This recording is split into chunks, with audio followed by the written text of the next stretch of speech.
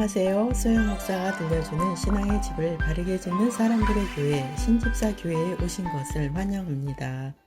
오늘 말씀은 내가 나를 사랑하느냐. 요한복음 21장 15절에서 18절. 그들이 조반 먹은 후에 예수께서 시몬 베드로에게 이르시되 요한의 아들 시몬아 내가 이 사람들보다 나를 더 사랑하느냐 하시니 이르되 주님 그러하나이다. 내가 주님을 사랑하는 줄 주님께서 아시나이다. 이르시되 내 어린 양을 먹이라 하시고 또 두 번째 이르시되 요한의 아들 시몬아 내가 나를 사랑하느냐 하시니 이르되 주님 그러하나이다. 내가 주님을 사랑하는 줄 주님께서 아시나이다. 이르시되 내 양을 치라 하시고 세 번째 이르시되 요한의 아들 시몬아 내가 나를 사랑하느냐 하시니 주께서 세 번째 내가 나를 사랑하느냐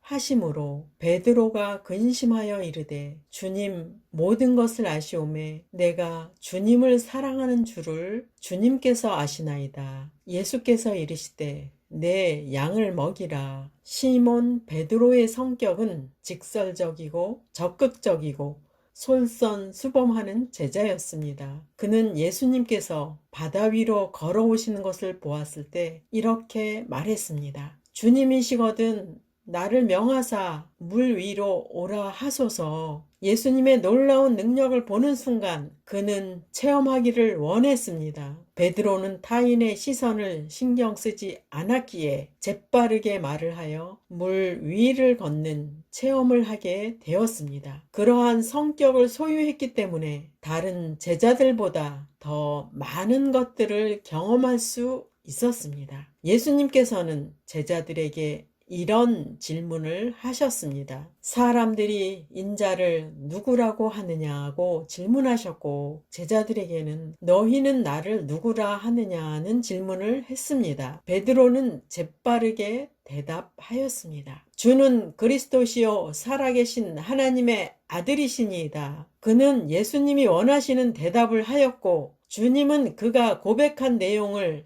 반석의 믿음이라고 말씀하셨습니다. 그리고 그 반석 위에 주님의 교회를 세우시겠다고 말씀하셨습니다. 얼마나 주님에 대한 바른 믿음과 열정이 대단한 제자인가요? 베드로의 신앙 고백 이후에 예수님께서는 베드로가 예수님을 3번 모른다고 부인할 것이라고 말씀하십니다. 베드로는 즉시로 주와 함께 죽을지언정 주를 부인하지 않겠나이다 라고 말했습니다. 예수님은 군병들에게 잡히시게 되었고 베드로가 바깥들에 있을 때 한 여종이 말하였습니다. 너도 갈릴리 사람 예수와 함께 있었도다 라고 했을 때 베드로는 모든 사람 앞에서 부인하였습니다. 나는 내가 무슨 말을 하는지 알지 못하겠노라고 하였습니다. 이와 똑같은 일이 3번 반복됩니다. 베드로는 3번 예수님을 모른다고 하였습니다. 그리고 닭이 울 때 베드로는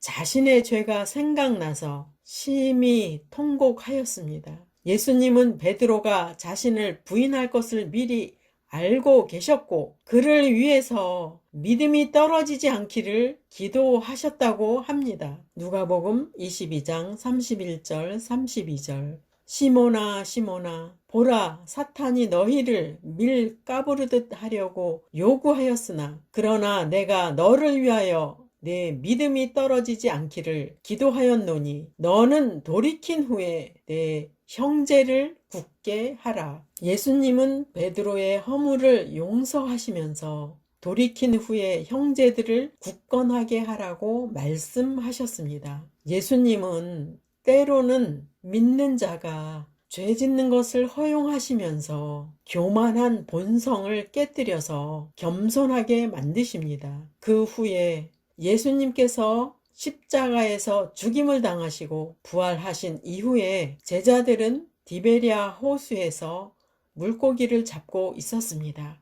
제자들은 밤새 물고기를 낚았지만 한 마리도 잡지 못했습니다. 예수님은 그때 나타나셨고 그들에게 오른쪽에 그물을 던지라고 말씀하셨고 그들은 말씀에 순종하여 그물을 던졌을 때 물고기 153마리가 잡혔습니다. 조반을 먹은 후에 예수님은 시몬 베드로에게 내가 이 사람들보다 나를 더 사랑하느냐?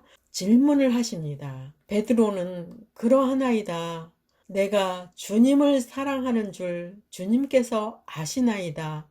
라고 대답했습니다. 베드로의 자신 없는 대답이 보이셨나요? 과거의 베드로의 모습이었다면 아마도 즉시 예수님을 사랑한다고 고백했을 것입니다. 그런데 본문에서의 베드로는 그렇지 않았습니다. 어찌된 일일까요? 베드로는 전에 예수님을 모른다고 3번이나 부인했습니다. 그러한 자신이 어찌 주님을 사랑한다고 말할 수 있었겠습니까? 또한 예수님은 베드로의 중심을 다 보시고 아셨기 때문에 그분 앞에서 외식적인 말로 포장하고 싶지 않았을 것입니다. 저는 베드로의 마음을 이해합니다. 저도 신앙의 훈련을 받으면서 경험하여 알게 되었습니다. 제 성격도 말을 했으면 행동해야 하고 누군가가 나에게 말을 하면 실천해야 하는 성격이었습니다. 한때는 뜨겁게 말씀을 전하고 기도회를 통해 은사를 받게 하는 일들을 하였고 많은 기도회 사람들과 뜨겁게 기도하는 시간을 가졌었습니다.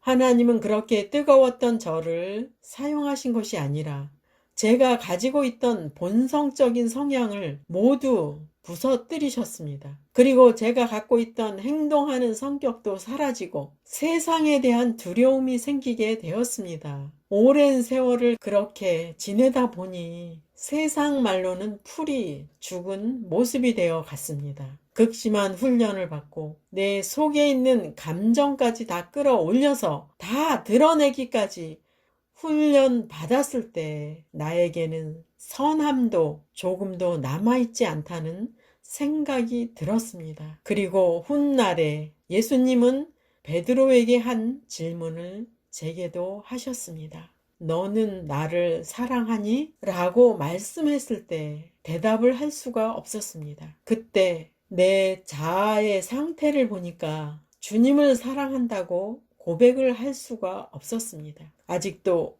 이기적이고 세상을 사랑하고 있었고 주님께 순종하지 못하는 자신을 볼 때 주님을 사랑한다고 고백을 할 수가 없었습니다. 저도 베드로와 같은 대답을 하였습니다. 제가 주님을 사랑하는 마음을 주님이 아십니다. 그리고 제가 주님을 사랑하는 것도 제 힘으로는 할 수 없습니다. 주님을 사랑하게 도와주세요. 저에게는 선을 행하는 능력도 없습니다. 선을 행할 수 있게 능력을 주세요. 라고 기도하게 되었습니다. 하나님께서는 우리 자아의 강함을 부서뜨리시는 것은 하나님의 일을 자아가 맡고 있기 때문입니다. 그래서 성령님은 성실하게 우리를 훈련하셔서 우리 자아에 속한 모든 것들을 부서뜨리는 것입니다. 즉 자신을 포기하고 주님께 순복하는 자를 그분의 뜻대로 사용하시는 것입니다. 만일 베드로가 강한 상태에서 주님께 쓰임을 받았다면 베드로에게 있는 지식과 지혜가 전달되었을 것입니다. 만일에 제가 힘있게 주님의 일을 감당하는 상태에서 쓰임을 받았다면 주님의 일을 내가 했다고 자랑을 했을 것입니다. 즉 교만하여 예수님은 높이지 않고 자신만을 자랑하는 교만한 상태에 이르게 되었을 것입니다. 고린도 후서 4장 7절 우리는 이 보화를 질그릇에 담고 있습니다. 이것은 그 풍성한 능력이 우리에게서 나오는 것이 아니라 하나님께로부터 나오는 것임을 보이시려는 것입니다. 본문에 질그릇이라고 나옵니다. 질그릇은 보잘것없고 깨지기 쉽고 아무것도 아니라는 것을 강조하는 것입니다. 하나님의 훈련을 통하여 넘어지고 깨지고 부서질 때 나는 아무것도 아닌 존재라는 것을 깨닫게 되는 것입니다. 육신의 속성이 포기된 자에게 보화이신 주님이 들어오셔서 함께 하시는 것입니다. 그리고 깨우치시는 것은 그 풍성한 능력이 우리에게서 나오는 것이 아니라 하나님께로부터 나오는 것임을 알게 한다고 본문에서는 말씀합니다. 보아이신 주님이 우리 안에서 일하시도록 내 생각과 육신의 속성은 비워져야 합니다.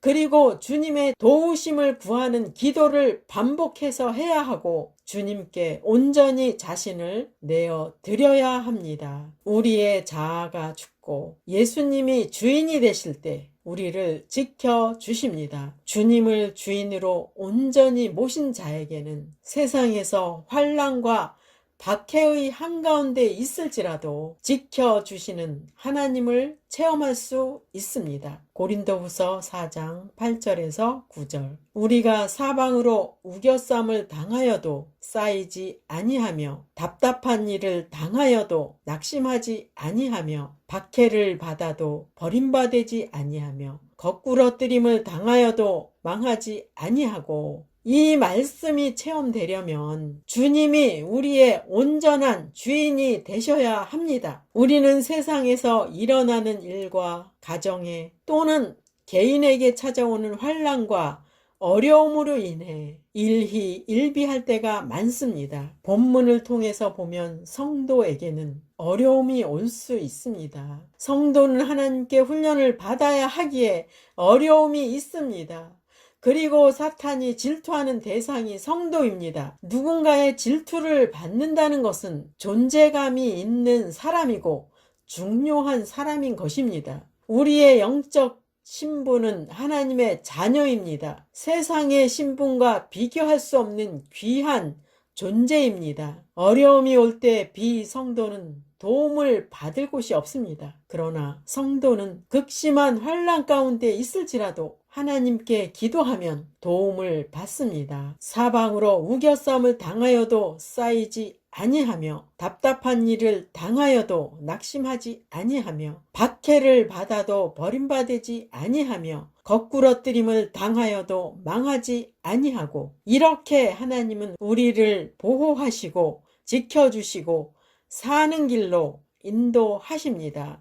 자아를 죽이는 것은 사역자가 사는 길입니다. 고린도후서 4장 10절에서 12절. 우리는 예수님의 생명이 우리 몸에서 나타나도록 하기 위해 항상 예수님의 죽으심을 우리 몸에 짊어지고 다닙니다. 예수님의 생명이 죽을 우리 몸에 나타나도록 하기 위해 우리는 살아있지만 예수님을 위해 항상 몸을 죽음에 내맡기고 있습니다. 그러므로 우리 속에서는 죽음이 활동하지만 여러분 속에서는 생명이 활동하게 되는 것입니다. 첫 번째, 십자가를 지는 삶. 사도 바울의 십자가를 지는 삶을 보시겠습니다. 1번, 바울은 주 예수님의 죽으심을 짊어지고 살았습니다. 즉, 예수님을 멍에로 삼고 사는 삶을 말하는 것입니다. 그분의 말씀과 명령이 항상 심령에 있는 삶을 사는 것입니다. 그러므로 우리도 쉬지 말고 기도로 교통하여 그분의 임재 속에 살아야 합니다. 2번, 바울은 자기 십자가를 졌습니다. 자기 십자가는 당신이 처해 있는 환경입니다. 성령님께서는 각자에게 맞게 십자가를 주셨습니다. 지금의 환난을 뛰쳐나가지 않고 인내하는 것이 자기 십자가를 지는 것입니다. 3번, 바울은 자아에 대하여 죽었습니다. 즉 자신의 욕망과 충동을 죽였습니다. 바울은 그리스도를 위해 살려고 자기를 부인하였습니다. 우리도 자신의 욕망과 충동을 부인해야 합니다. 예수님이 오신 목적은 인간을 위하여 완전한 의를 보증하시기 위함이었습니다. 완전한 의를 이루기 위해 예수님은 죄 없는 삶을 사셔야 했습니다. 즉 예수님은 매일 사탄과 맞서서 싸워야 했습니다. 예수님의 삶을 보시겠습니다. 항상 자신의 육체를 하나님께 복종시키셨습니다. 항상 하나님의 뜻대로 살기 위해 자신의 뜻을 부인하셨습니다. 항상 유혹의 압박을 정복하시기 위하여 싸우셨습니다. 항상 악의 세력과 싸우셨으며 한 번도 그 악의 세력에게 지지 않으셨습니다. 영적으로 예수님은 항상 자기 자신에 대하여 죽으셨습니다. 예수님은 굶주림과 목마름을 겪으셨으며 다른 사람들을 구원하기 위해 매일 말씀을 전하셨고 밤을 새워 기도하셨고 하나님의 일에 자신의 육체를 복종시키셨습니다. 그리고 예수님은 실제적인 죽음에 이르는 마지막 고통의 십자가를 지셨습니다. 그래서 예수님은 십자가를 통해 영혼 구원과 사탄 권세가 진멸되는 일까지 다 이루셨다고 말씀하셨습니다. 두 번째, 자기를 부인하는 삶. 진정한 복음의 사역자는 날마다 죽습니다. 사역자는 자신의 몸에 그리스도께서 나타나시도록 자신에 대하여 죽어야 합니다. 바울은 육체와 유혹에 대해 죽음으로써 그리스도의 임재가 나타나게 하였습니다. 즉 그는 충동과 욕망에 대하여 죽었으며 자신의 뜻은 부인하고 하나님의 뜻대로 행하였습니다. 그는 예수 그리스도께서 자신의 몸 안에 거하신다는 것을 보여주었습니다. 예수님의 삶이 바울의 몸 안에서 밝히 드러났습니다. 세 번째, 생명의 통로가 되는 삶. 사역자는 십자가를 지는 삶을 통해 생명을 얻도록 자신에 대하여 죽어야 합니다. 자신의 본성에 대해 죽음으로써 다른 사람들에게 예수의 생명이 공급되는 통로가 되어야 합니다. 사역자는 예수님이 그분의 일을 하실 수 있도록 육체와 세상에 대하여 포기해야 합니다. 즉 실제로 자신을 부인할 때 다른 사람들이 그리스도의 능력을 보게 됩니다. 그렇게 되면 그들도 역시 그러한 능력을 사모하게 될 것입니다. 예수님은 베드로에게 마지막으로 이 말씀을 합니다. 내가 진실로 진실로 내게 이르노니 내가 젊어서는 스스로 띠띠고 원하는 곳으로 다녔거니와 늙어서는 내 팔을 벌리리니 남이 내게 띠띠우고 원하지 아니하는 곳으로 데려가리라. 이 말씀은 베드로가 어떠한 죽음으로 하나님께 영광을 돌릴 것을 가리키심이라고 기록되었습니다. 이 동일한 말씀을 저에게도 주셨습니다. 뒤늦게 신학 공부를 마무리하기 위해 신학교에 가는 첫날이었습니다. 새벽 기도를 할 때 베드로에게 주신 똑같은 말씀을 주셨습니다. 그리고 신학교에 갔을 때 그날 강의하는 교수님이 새벽에 들은 말씀을 똑같이 강의를 하였습니다. 그때 신학교를 내가 원해서 온 것이 아니었다는 것을 알게 되었고 하나님의 인도하심이 있었다는 것을 알게 되었습니다. 새벽 기도 시간에 제가 어딘가에 묶여서 간다는 음성을 듣게 되었습니다. 그리고 주님은 제게 지금까지 내가 원하는 대로 살았다라고 주님은 제게 말씀하셨습니다. 그런데 그때의 삶은 내가 원하는 대로 산 것이 전혀 없다는 생각이 들었습니다. 그 당시에 저는 고난 가운데 있었습니다. 그리고 제 삶은 주변 사람을 위해서 사는 삶이었고 내가 원하는 삶은 전혀 아니었습니다. 시간이 지나고 나서 주님의 말씀이 맞다는 생각이 들었습니다. 나는 고난 가운데 있었지만 나는 육신의 속성으로 대처하고 있었습니다. 상처받고 있었고 슬픔 가운데 있었고 우울했고 그리고 주변 사람을 위해서 살아야 하는 삶이었습니다. 그런데 이 모든 성령님이 주시는 훈련을 감사로 받지 않고 있었습니다. 시간이 지나서 제게 주어진 모든 환난과 고통의 환경들을 마음에서 받아들이게 되었고 하나씩 순종해 가면서 조금씩 변화가 일어났습니다.